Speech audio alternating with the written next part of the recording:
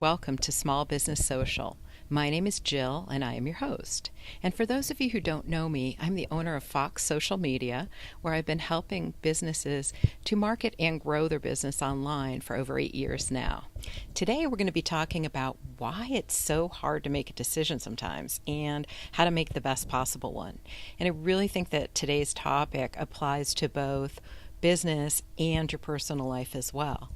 So before we get started, I just want to remind you to subscribe to this channel because every week I'll be sharing videos with you that will help you to market and grow your small business or personal brand. So at one point or another, we all are faced with a decision that's just so difficult for us to make. And the fact is, I think that most of us freeze when we're trying to make difficult decisions because we're afraid of the outcome. We don't know what the outcome's going to be, and that scares us. And so sometimes we just stand still in our tracks and do nothing, hoping the decision will make itself, which is really silly. But most times that's not possible. So instead, we just stress over the decision in front of us. So how do you move forward when you just can't make a decision?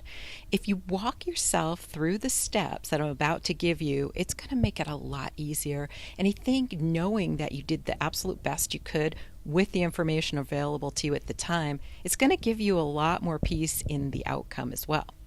So here we go. Step number 1. Do any of your choices go against your values? If they do, probably best to rule them out right away. Step number 2, make a list of all of the pros and cons of each choice, and make sure that you include everything you can think of.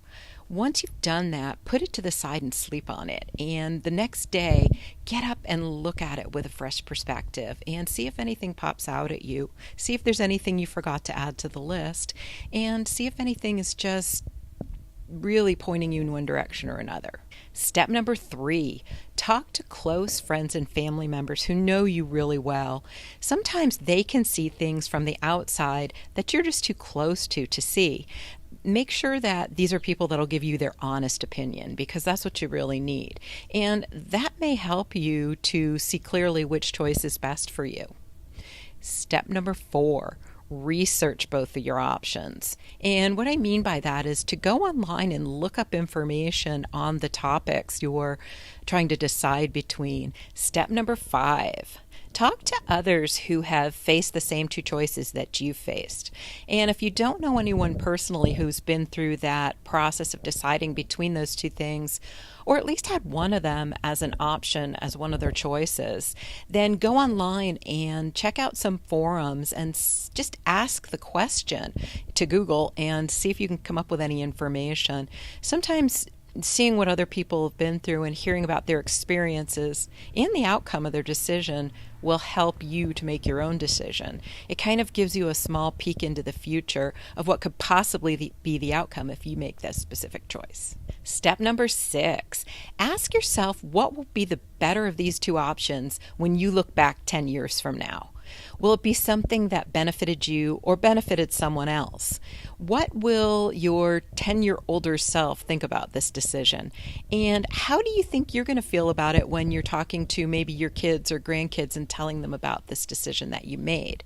What will you be feeling inside? Will you be feeling like you did the best you could, or, yeah, that probably wasn't a good choice, I should have made the other choice? Now, step number 7, listen to your gut. This might possibly be the most important of all the steps, but that being said, you've got to listen to your head as well.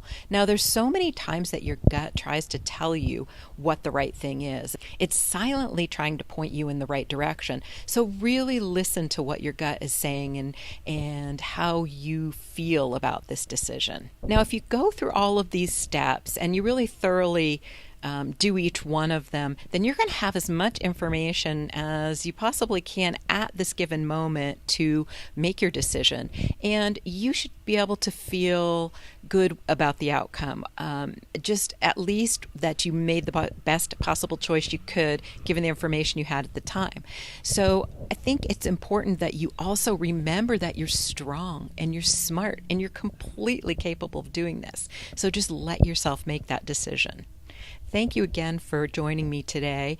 And again, don't forget to subscribe to this channel because every week I will be sharing videos that will help you to grow and market your personal brand or your small business. Thank you again, and I'll see you next week.